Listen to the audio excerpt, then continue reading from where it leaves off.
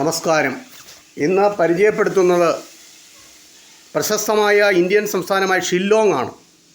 മഴമേഘങ്ങളുടെ നാട് എന്നാണ് ഷില്ലോങ് അറിയപ്പെടുന്നത്. മേഘാലയയുടെ തലസ്ഥാനമായ ഷില്ലോങ് ഖാസി ഗോത്രവർഗക്കാരുടെ ആസ്ഥാനമാണ്.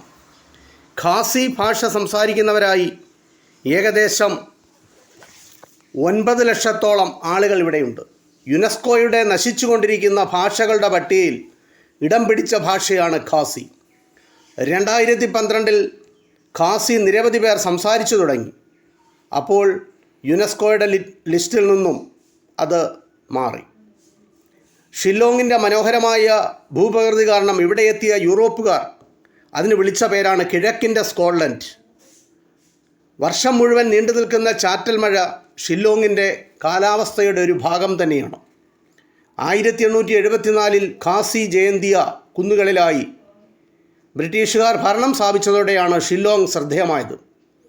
ആസാമിൻ്റെ തലസ്ഥാനമായിരുന്നു ആദ്യം ഷില്ലോങ്. പിന്നീട് 1972 ജനുവരി 21 ആസാം വിഭജിച്ച് മേഘാലയ എന്ന പുതിയ സംസ്ഥാനമുണ്ടായതോടെ മേഘാലയയുടെ തലസ്ഥാനം ഷില്ലോങ് ആയി. ആസാമിൻ്റെ തലസ്ഥാനം ദിസ്പൂരുമായി മാറി. ലോകത്തിലെ ഏറ്റവും ഈർപ്പമേറിയ പ്രദേശം മൗസിൻഡം ഷില്ലോങ്ങിൽ നിന്ന് 55 കിലോമീറ്റർ അകലെയാണ് സ്ഥിതി ചെയ്യുന്നത്. ബാരാ ബസാർ, വാർഡ് തടാകം, Elephant Falls, Lady Hydari Park, Umiam തടാകം തുടങ്ങി ഇവിടെ ധാരാളം പ്രകൃതിരമണീയമായ കാഴ്ചകൾ ധാരാളമുണ്ട്.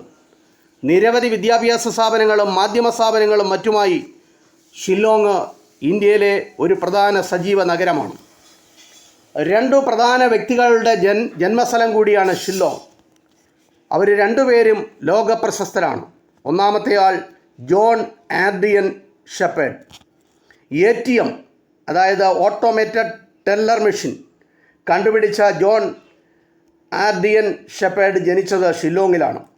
അതിന് കാരണം ഇദ്ദേഹത്തിൻ്റെ മാതാപിതാക്കൾ ബ്രിട്ടീഷ് ഈസ്റ്റ് ഇന്ത്യ കമ്പനിയുടെ ജോലിക്കാരായി ഇന്ത്യയിലെത്തിയിരുന്നു.